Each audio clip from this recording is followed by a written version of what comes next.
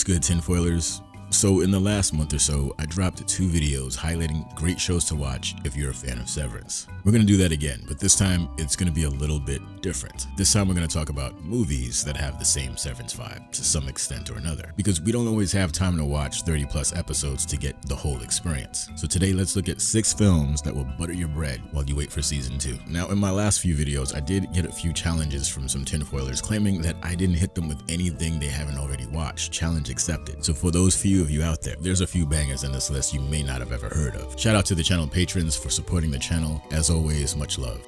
And with that, I'd like to give a big up to Elisa Hamlin and Saskia Vanderloo as the latest tinfoilers to become channel patrons. I appreciate your kindness and support. As promised, you can find your name in the credits of every video going forward. This is the link to the Discord. Check it out if you're interested. All right, tinfoil gang, don those high-grade tinfoil headpieces because it's time to dive.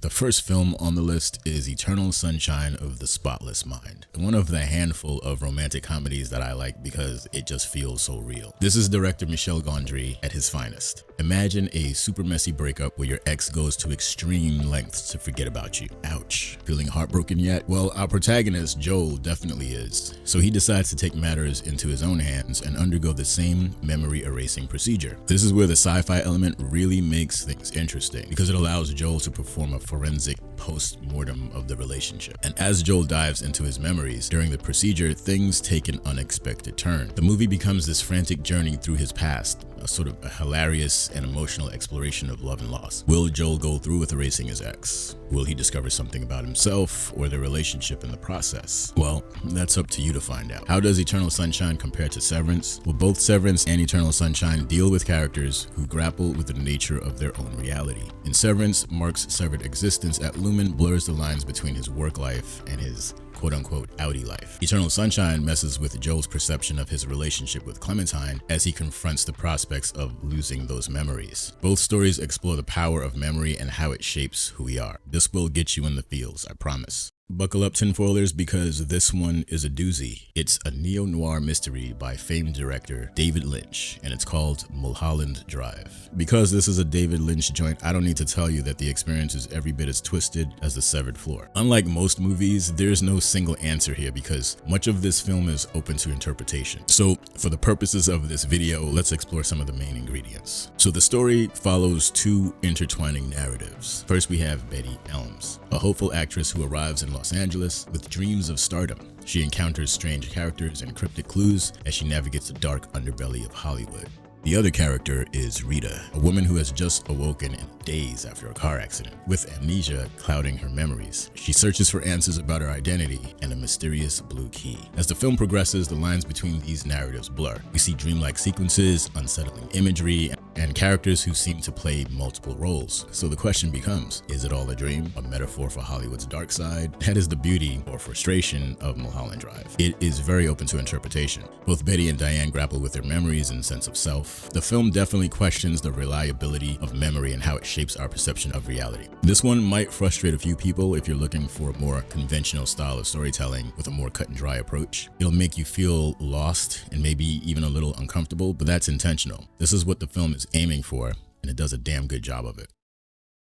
So next up, we've got Dark City, or as I like to call it, the precursor to The Matrix, because this film held that slick, dark sci-fi film position that fans fawned over until The Matrix was eventually released. Quick synopsis. You wake up in a bathtub, amnesia fog clinging to your brain like a creepy stalker. Now, no clue who you are, where you are, or why there's a dead body chilling in the next room. That's our protagonist in Dark City's situation, a place where the shadows seem to hold secrets, and the buildings themselves like to play musical chairs in the dead of night. Top that all off with some trench coat wearing dudes who look like they haven't seen sunlight since the dial-up era, and you got yourself one serious mystery on your hands. Now, is the amnesiac hero a killer on the run, or is there something way more messed up going on in Dark City? This film is as freaky as you like, with a heaping helping of neo-noir atmosphere that's got the intrigue dialed up to 10. I can't say much more without ruining it for you, so I hope the visuals give you a good idea of the type of energy to expect from this one. Dark City has this mysterious group of figures who are controlling the ever-shifting city, adding a layer of corporate conspiracy to the neo-noir world. And I should also mention a very unpredictable plot.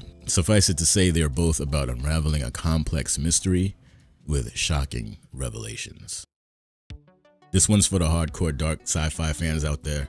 It's called Upstream Color, a very good sci-fi that didn't get nearly enough recognition in my humble opinion. Imagine a freaky parasite slithers into your life and it messes with your memories.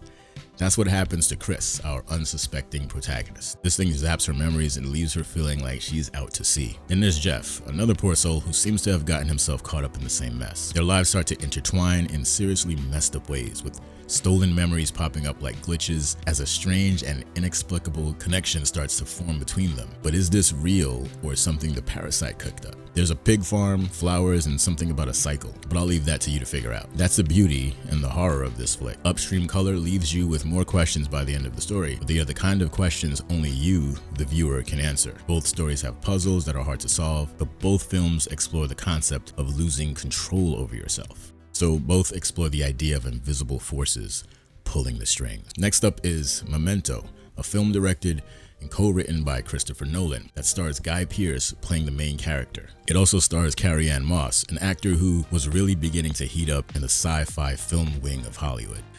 The gist: Leonard Shelby suffers from a rare medical condition that prevents him from forming new memories. The last thing he remembers is his wife being brutally murdered. Fueled by rage and grief, he embarks on a relentless quest to find the killer. The catch? He can't rely on his memory, so he uses tattoos, Polaroids, and notes to piece together clues to track down the culprit. Memento is unusual in that the story unfolds in a fragmented way, and this mirrors Leonard's fractured memory. We see glimpses of the past through flashbacks, but the narrative jumps back and forth, keeping you guessing about the truth and who you can trust. As the story progresses, you will constantly be wondering who is telling the truth, and more often than not, you'll be surprised to find out that you had it all wrong. Both Severance and Memento mess with your perception of reality in unique ways. For one, my favorite, the unreliable narrator. In Severance, we see the world through Mark's severed memories, and this makes us question what's real and what's coming from Lumen. Memento's story unfolds in a much more fragmented way, but both explore the concept of a divided or incomplete understanding of the world.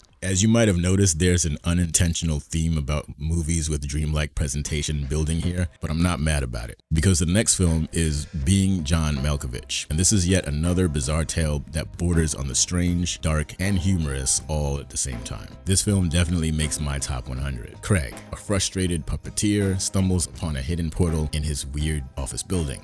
This portal leads to something unexpected, the mind of John Malkovich. Yes, you didn't mishear that. The John Malkovich, the famous actor. This is the plot. But I gotta mention the wild twist. Whoever enters that portal spends 15 minutes inhabiting Malkovich's body, seeing the world through his eyes. You essentially become him. Cue the chaos. Craig, his co-worker Maxine, and his eccentric wife Lottie all take turns taking a joyride in Malkovich's head, but things get very complicated as they navigate the limitations and hilarious situations that come with being a temporary celebrity. This movie deals with themes of identity, desire, and the strange consequences of inhabiting someone else's body. Just remember, don't get too comfortable in Malkovich's head. The portal only lasts 15 minutes. And also, I gotta mention that the chimpanzee with the PTSD flashbacks, I'm sorry, but that was friggin' hysterical. So here's why this flick will give you some serious Lumen vibes. Both stories force the characters and viewers to question what's real and what's not.